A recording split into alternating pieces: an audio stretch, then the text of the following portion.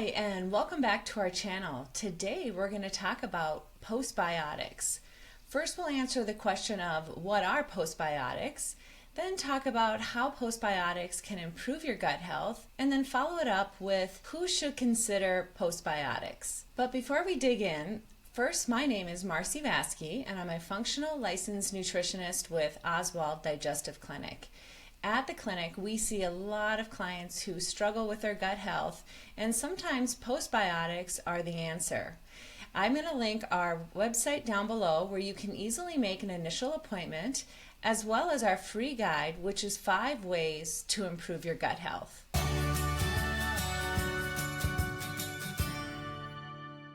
So digging back into our topic today, we talk all about gut health on this channel, and you mostly hear things about prebiotics and definitely probiotics. But what's underneath this is postbiotics. First, probiotics and prebiotics are actually live bacteria and the food that feed them, whereas postbiotics are the beneficial compounds that these bacteria actually produce. And recently, postbiotics are getting a lot more in the scientific and into the research nowadays. And so postbiotics, as I said, are really the beneficial product or compounds that the probiotic and the prebiotics produce. So postbiotics are a bioactive compound which happens when probiotics bacteria actually feed and prebiotic fibers during fermentation. So we can think of postbiotics as an end product of a healthy microbiome. So postbiotics are what we first would call short-chain fatty acids. And short-chain fatty acids are butyrate, acetate, propionate.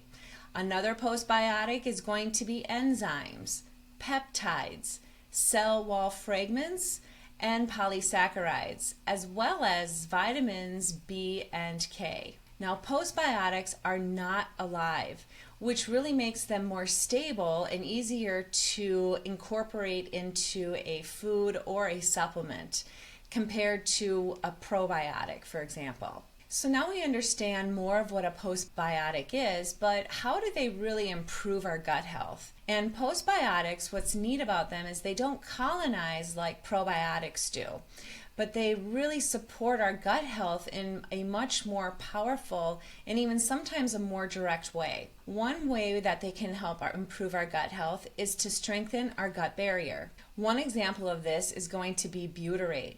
And butyrate, if you remember, is a short-chain fatty acid, but it's a key postbiotic that can really help the integrity of the intestinal lining. It supports our tight junctions within our intestinal tract, which helps to prevent leaky gut. Postbiotics can also help to reduce inflammation. And postbiotics that reduce this inflammation can be very helpful with people who have inflammatory bowel disease, IBS, or any other autoimmune condition. Now, while they can reduce inflammation, they can also support our immune system.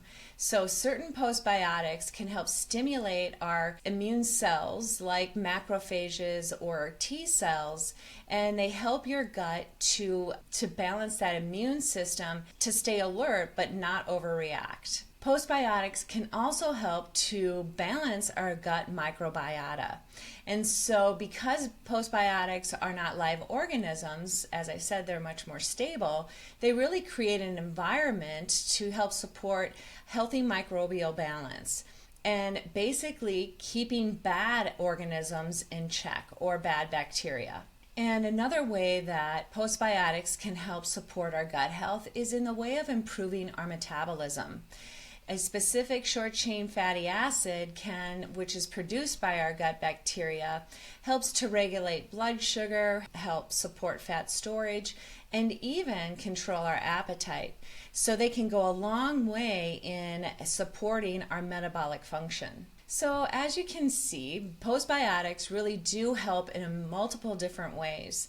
And so who would benefit most from consuming or taking postbiotics? Number one would be people with gut disorders. And these gut disorders may look like IBS, IBD, or even leaky gut. And because postbiotics, especially butyrate, can help to calm inflammation, support our gut lining, and reduce those symptoms of bloating or gas or discomfort. Now, even people who struggle with SIBO, small intestinal bacteria overgrowth, can benefit from postbiotics. Because they're not alive, they oftentimes don't create as much havoc. You're actually taking a probiotic. So keeping that, again, microbial balance in check. Other people who maybe can benefit from this would be individuals that have weakened immune systems. So people who really can't tolerate live probiotics, examples would be maybe after chemotherapy or some sort of organ transplant, or even immunocompromised conditions. And so this is where you can put in the postbiotic, again, because it's not a live material or a bacteria, to support those immune system and help that individual bring up that immune system in a more gentle and maybe even more direct way. Also, individuals who are just sensitive to probiotics in general. If you've ever tried a probiotic, you may have felt more uncomfortable than you did before you started them. And this is just an example of someone who's just not ready for probiotics. So by using postbiotics, it can help to reduce gas, bloating, discomfort that you may get if you start with a probiotic. Now, postbiotics can also play a really good role for people who are trying to improve their insulin sensitivity, reducing inflammation, supporting healthy cholesterol levels. Postbiotics can help with people who are struggling with prediabetes or type 2 diabetes or even just metabolic syndrome across the board. So putting in these bacteria, or not even bacteria, but these compounds that help to just kind of bring up that immune system and help regulate our blood sugar, can really make a big difference. And the last group of people that can benefit from postbiotics is anyone who is focused on preventative wellness. So even if you have a healthy, really supportive gut bacteria, or you just want to put in a little extra something to help support that gut barrier, improve your immune system, and keep your microbial balance at a good level, postbiotics might be an answer for you. So now we've learned what are postbiotics, who can benefit from postbiotics, but where do we get them?